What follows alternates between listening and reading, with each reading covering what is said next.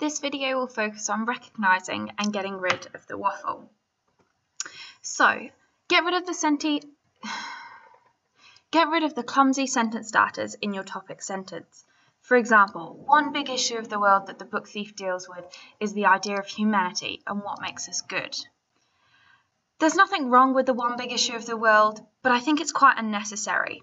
Your topic sentence would be much better if it said, the book thief deals with the big issue of humanity's goodness. It's clear, it's specific, and it's a little bit more to the point. And it sets your marker up for a good essay, a non-waffly essay.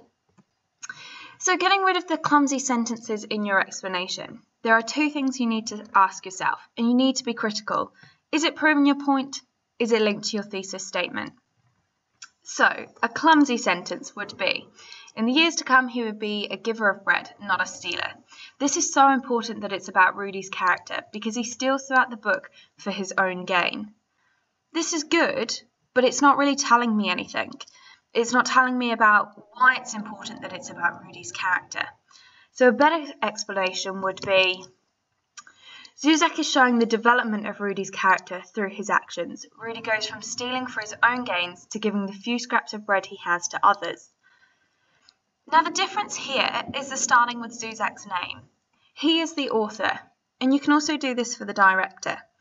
It's good to give them the power, so start with their name or make sure you mention them in your explanation, because it is their decisions that have guided and sort of brought the purpose for each of these ideas. So, we also need to think about what we're stating. Okay, is it proving our point? So an example, I've hated words and I've loved them, and I hope I've made them right. Zuzak shows his opinion on the power of words. Zuzak is showing at the end of the book how powerful words can be. These are two quite simple sentences.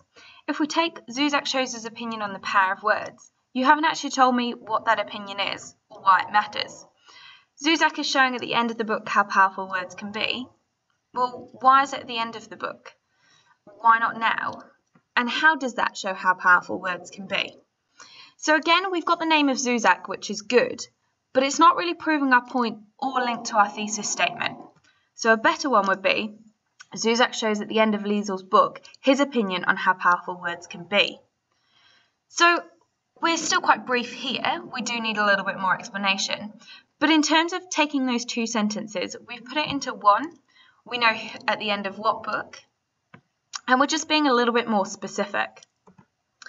So get rid of those plot sentences. Again, this is part of being critical, thinking about, is it proving your point or are you just retelling the story? So for example, I will never fire a gun, he said, I will not have to. Through this, Zuzak shows that Hitler has the power of his voice to keep control of Nazi Germany, as opposed to holding dominance with violence. That's good, no problems there. Liesel is a victim of Hitler's propaganda, as it was because of him that she lost her family and is orphaned in a foster home. Well, hang on, this has nothing to do with the quote.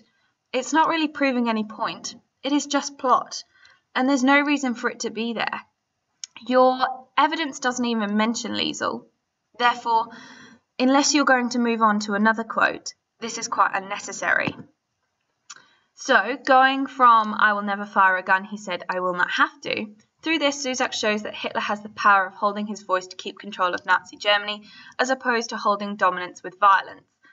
Ending it there and maybe moving on to your new point or developing a pick is definitely much stronger than that plot sentence. The idea of these waffle sentences is actually more about your thought process when writing. You need to really think about what you're stating and think about why you're stating it. If it's just to fill up a paragraph, then it's not going to get you any points. Always ask yourself, is it proving my point? Is it linked to my thesis statement? And that will hopefully get rid of some of the waffle in your paragraphs.